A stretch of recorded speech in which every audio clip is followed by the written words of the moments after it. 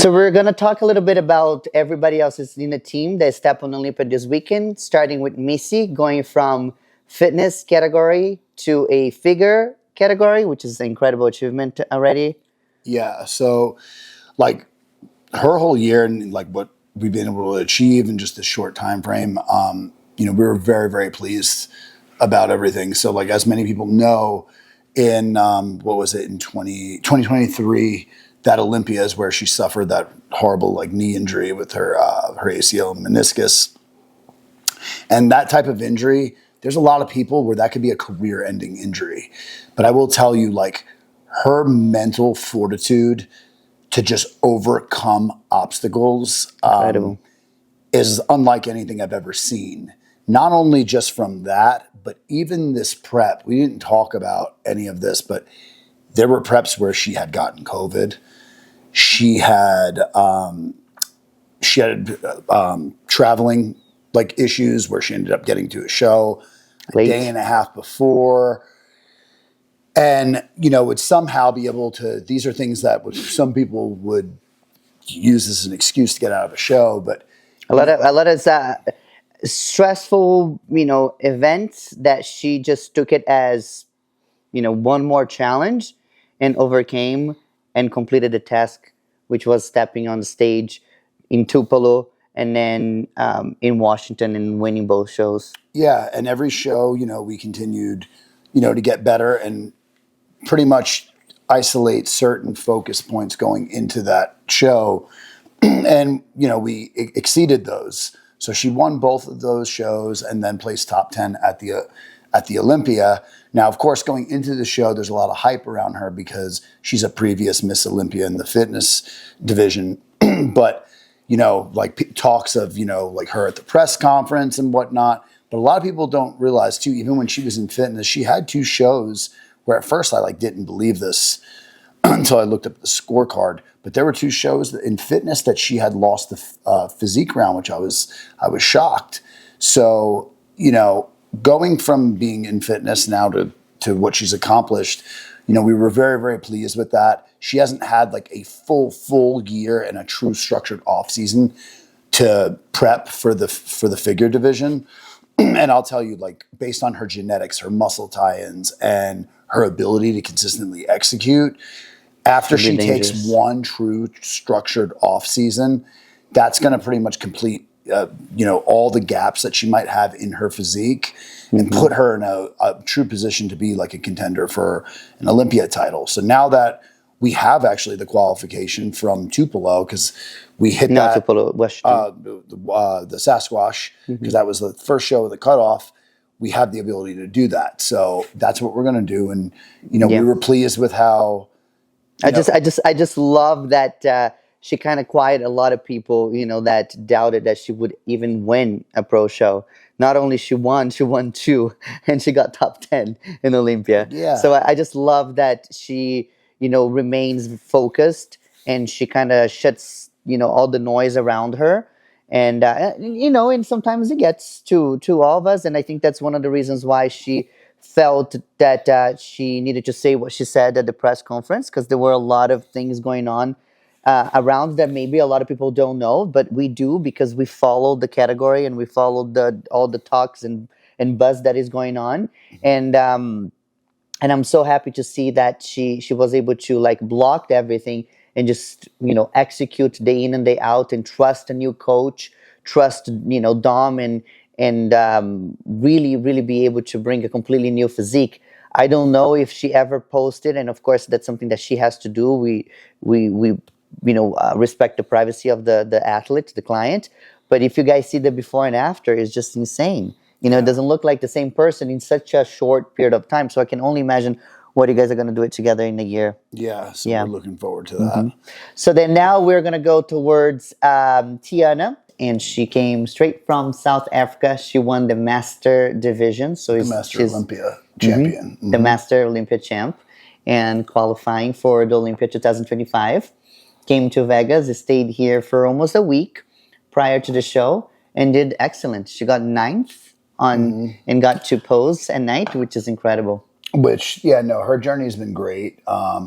she started with me a couple of weeks out from the first show that we did this year, which was the Portugal Pro that she took second in a good lineup. But in her case, like when she had came to me, she was previously eating like 0 carbs. There were a lot of metabolic adaptations. Usually I would never want to jump into a situation like that, and don't recommend that coaches do, because then at that point you're kind of stuck dealing with a shot metabolism. There's not time to correct the adaptations. But I really love Tiana and her husband. They're really, really good people. And I kind of seen what she was going through all the previous years.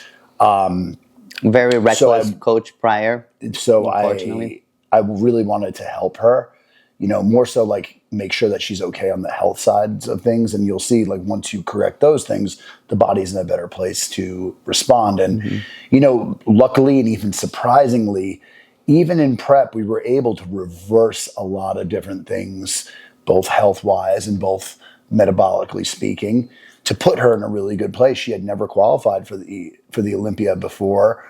And not only did she do that, but she won a Masters Olympia title, which is a very prestigious title. Yeah. And she came here, you know, and placed 9th at the Olympia. So we were, you know, very happy with that expectation. She's an amazing person. Not only that, like her and her husband are very much in touch with, you know, their spiritual side. And we spoke, you know, for a couple minutes, and she had tears in her eyes because she told me this was the first time ever in all of her career in bodybuilding that she enjoyed a prep, that she didn't have dark circles under her eyes, that she didn't, her skin had a better look, a better glow. She didn't feel like she was about to, you know, lie down on the floor and take a nap every second of the day. She felt like she was very much alive. She still had energy to exercise, energy to work, energy to do things. And I think that if she had stayed, you know, with the previous person that she was working with before, I don't know how much long she would be able to do, because the person was reckless.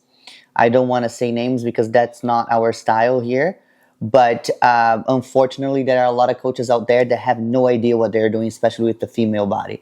And it gets me very upset, because Tiana is an incredible person, and there is nothing in this planet that makes me more upset to know what she went through with this person. So we're so happy that she is happy. That's the most important thing. She's proud of the package that she showed on stage, and she feels, you know, she feels alive doing it. She doesn't feel like she was suffering. I mean, the word suffering is very much used in the bodybuilding community, but there is a difference in understanding that your body will be a very uncomfortable, you know, situation, because you are very lean. You know, especially when you go below 10% body fat as a female or a male, you know, there are a lot of things that change in your body that are not very, you know, enjoyable. But as an athlete, you understand that and you somewhat embrace it. But there is a difference in that type of feeling as opposed to truly not feeling well because things are not going, you know, the way that they should be, because they're doing so recklessly. Yeah, and it happened a lot. Like, if you don't understand the female endocrine system, and you know, when I left like my original job and my internship at a bariatric center, and I started doing more competition coaching as a full-time job, every year I would put anything from $2,000 to $4,000 into continuing education, but more so education that pertained to what it is that we're doing on a day-to-day, whether it was, you know, 2016 and 17 on just learning more about the female endocrine system, but how androgens affect them, which are entirely different than a male. Mm-hmm. You know, so you have to keep that in mind. But, you know, for her, she's never really taken a true off season before. There's going to be a first one too. So, you know, that a lot of times you can never, ever see what your potential is until you put that same type of focus that you do into prep into an off season. So we're excited that she's going to do that. And then, you know, after one true structured off season, then we can start mapping out shows. And, you know, that won't be the last time that she'll be on the Olympia stage for sure. Definitely. So next athlete is our classic physique Eric Abalon. Eric also started working with Dominick at the beginning of this year, right? Yep. And got his first pro qualification. Yep. So Eric, like the past 2 years, I've never seen someone that does more shows, and he loves bodybuilding and loves competing. He really does, and I admire that about him. And he watches my YouTube channel for training, which I thought it was so cute. Very rarely will you meet a guy that can consistently stay in prep, in the trenches, and never once like complains. I have to like pull it out of him to make sure, like, again, and he's like, don't worry, like, I feel like I'm in prep. That's the most he'll ever complain. So he had hit, respect that. Been hitting shows, like at least 4 to 5 shows a year. At that, he hit one in the beginning of the year, like going into this year, I think at the end of last year. And isn't he like below his weight? Yeah, so that's something we'll talk about. And like previously, to I'll tell you, Eric should have probably been on the Olympia stage over 3 years ago. But it was just a matter of like having him on stage like 100%. So we started while he was like halfway in prep. Same thing. He was eating very, very low carbs. But at that point, we had to do whatever we could, get him in shape. And then right out of the gate, came and won the Tri-City. That was great. And then that was back in like April. And I wanted him originally, I begged him, and the way that with coaching, I tell people like the client is essentially the captain of the ship. And the coach, like whether it's me or Adam or Amanda, we're like the co-pilot that kind of guides them in the right direction. But ultimately, it's their decision on what shows they want to do. As long as it's not severely detrimental to their health, I will always like support that. So after the show in April, he told me about another show that was 11 and a half weeks out. Indy, who's one of his dear friends, that's her show that he wanted to do. But that's 11 weeks to get better. So to add some tissue for the Olympia. Exactly. So I told him, I said, listen, Eric, I said, no, he was really hyped up about getting the win and being, the guy that he is that loves competing. He was ready to like keep hitting shows. But I told him, I said, look, you've been at the point where you're proved that you're an Olympian, but now we need to get to the point where we can put ourselves in a position to go in and be at least in the top 15, top 10 contender, especially the fact that we can put on 12 more pounds before we fill out his weight cap. And I told him, like, look, if we do this show, it's going to potentially set us back a little bit from where we could be at the Olympia. So he did that show. It was a competitive lineup. He did well fourth, in that right? Show. No, third or fourth. Yeah. In that show, in a really competitive lineup. And then, but at that point with the timing of those shows, there was no time to really put muscle tissue on, because at that point you're right in prep again. And then by the time that show was over, we're 10 weeks out from the Olympia. And I think that again, the industry has a lot of terminology that goes a little bit against with reality. The no pain, no gain, or the more you suffer, the better you look. So sometimes we have it in mind that if we have to do a show or two prior to the end goal, so be it, because we are in it to win it. And we think that the body is a machine, and this machine has no really ends as long as you're putting the fuel in there. But I am like a prime example of that. Your body is also fragile, and it has to have the time to reset, to recomp, get some food back in, adjust the training, and kind of shift gears to be able to then press the accelerator again all the way to the finish line. Now, if you're pressing all the way in full time all year round, you're not gonna get to the end goal as fast and as precise as you would think you would. Yeah. Especially for somebody who is at 12 pounds under the weight gap. Yeah. And I mean, even though he is, it doesn't look like he's severely undersized because he's got But can you very good imagine structure. 10 more pounds? Oh, absolutely. And it's not even, he doesn't even have to put on 12 pounds. It could be another 5 or 6 pounds of true stage Because he has a tissue beautiful structure. will put him in a very good place. So, at the show, as a coach, I'm never ever going to like sugarcoat it.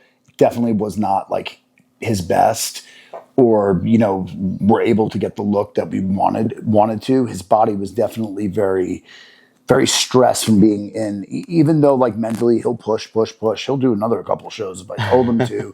But once you're at a certain point, there's only one direction that the body can usually go into. And typically you're going to look your best when you're not in prep for 10 months out of the year. So that's the main thing. I think the magic for him will be really taking an off season. Yeah, absolutely. Because he has such a big window. And then, that would be the game changer for him. Yeah, so Eric, you will come back stronger. You have a beautiful structure.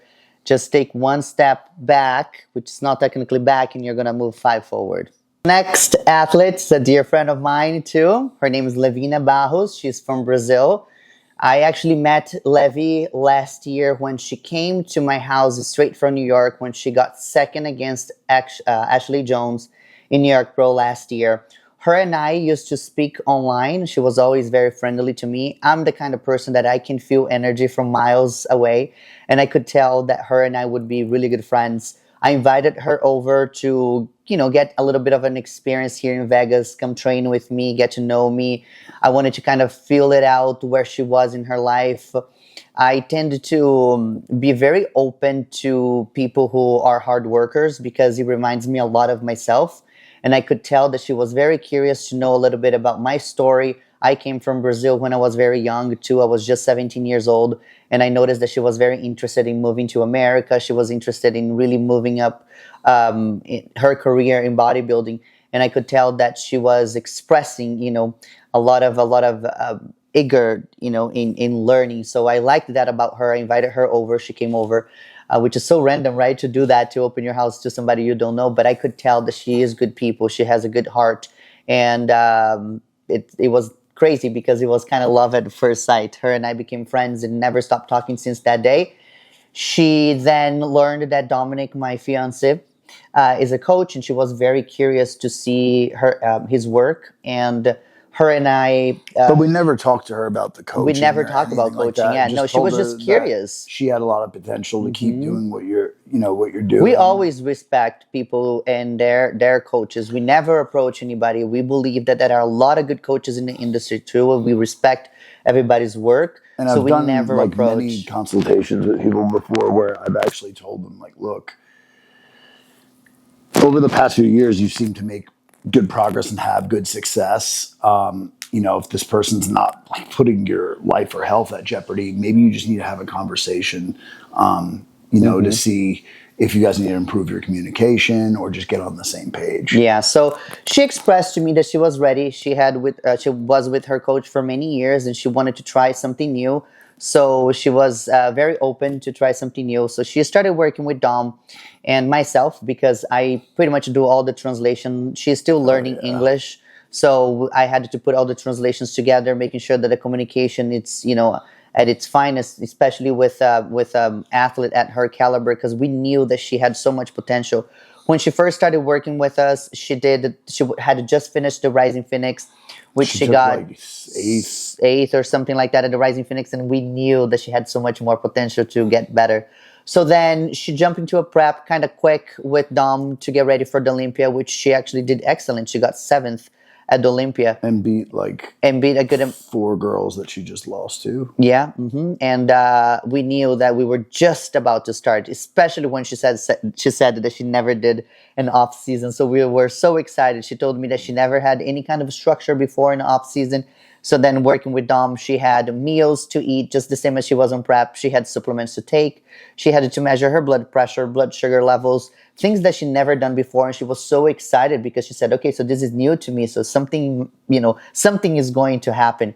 And it did. If you guys follow a little bit of her journey, you can see how incredible she looks now. And she got 3rd in the world right now. 3 girls, Andrea, Ashley, and Levy.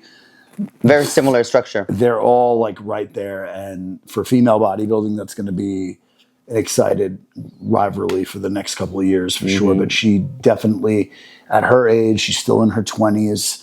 Late 20s. Has all the potential in the world to be a multiple Olympia champion. Absolutely. And she has such a great, attitude. She's always very calm. She's very relaxed. She doesn't really stress. She doesn't stress. She listens, to instructions. Sometimes it gets a little difficult because if I am busy, let's say, and Dom attempts to have the communication, sometimes the translation gets a little lost. But she's still very much, attentive to then reach out to me and confirm and make sure that she's doing the right thing. But she's so excited. She's always, kind of screaming from the top of the mountains how grateful she is towards us and how much she loves us. And we feel like we not only have a client, we have a friend, and we have, like a piece of family now. Yeah. And then our open bodybuilder, Regan Grimes, big teddy bear, Canadian teddy bear.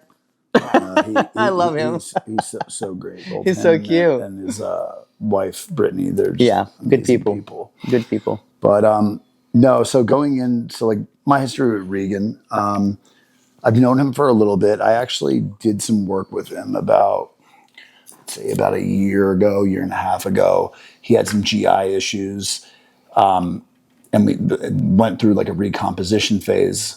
And during that point, I told him in terms of like bodybuilding prep that I said, look, like you have the potential to not only do well, but be a contender at the Olympia level, but you got to take an off season. And I was telling him that seems like a very common thing, huh? If you do a show anytime before June, I think I probably said, you're not going to have the substantial like improvements that you want to see. Yeah, you could be in condition, but to be in a place like where you're a legit like top 7, top 6 contender, you have to have that time. At that point, Regan was in a different type of mental place. He was a totally different person and athlete mentally. And I remember he said to me, he said, look, like, I'm not getting any younger. I don't want to waste time. And he kind of like went against me on that one. And that's why he ended up working with the coach that he did at the time. But then afterwards, I think he's seen the bigger picture and him actually having his son. As weird as that is, it might sound, that changed him a lot. I don't think it's weird. I think it's... Yeah. I mean, but some people would be like, oh, like, how is that related? But in his case, it is because that's what he does for a living. Yeah, absolutely. That's how he makes his living and supports and feeds his family. He went from like probably a hobby and, to kind of having fun with bodybuilding as you're making money to like, okay, now this is my career.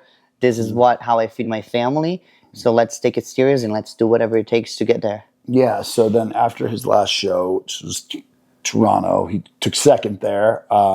To Sauce Sarati, he reached out to me, and then at that time, even right now too, he proved this that he's a different type of athlete mentally, and I told him like how important the training is. So then we got to work. There were a lot of things that we kind of had to navigate around. He had this little bit of a knee impingement that hindered a little bit of his training that we worked around and. We were able to bring up those areas. And even though we were in prep, I was shocked by this because typically you're not putting on tissue in prep, but he was able to put on like a good amount of tissue on his chest in particular while we were in prep. So like looking at the Olympia level, I know he's competing against some of the most complete athletes in the world.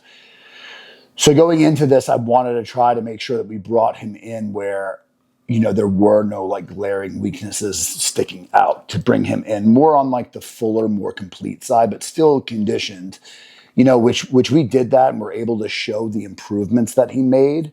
But, now after I kind of take a step back and really look at it, I 100% want to push his conditioning like harder. So we are actually, people don't probably know this, but we're doing this show in Mexico. That's this next weekend. They're going to know the list is coming so out.